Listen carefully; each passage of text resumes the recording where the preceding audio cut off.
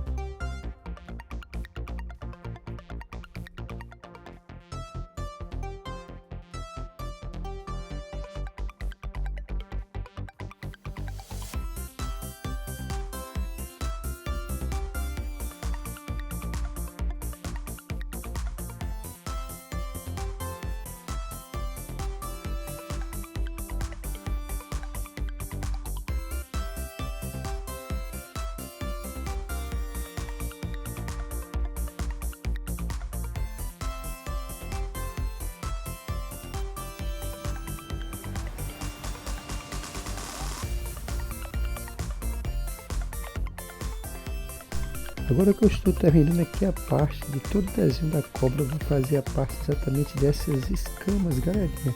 A gente fazer a parte da pintura.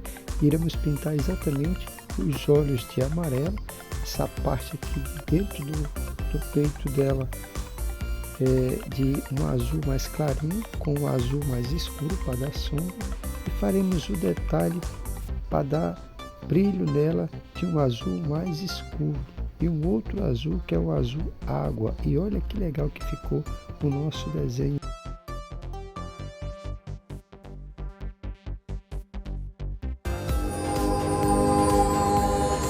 Convido você a conhecer a playlist do nosso canal, como também as nossas redes sociais que está aqui embaixo. Peço a você que deixe aí o seu gostei no vídeo, se não for inscrito, se inscreva. E olha aqui uma prévia de quantos desenhos eu já fiz com você no canal, e você pode aprender tudo isso comigo, com o JM Design, o desenhista, toda semana, não paga nada, basta apenas se inscrever, ativar o sininho, ficar ligado, e você vai ter ótimas dicas aí para aprender toda semana, galerinha. Muito obrigado e até o próximo vídeo. Valeu!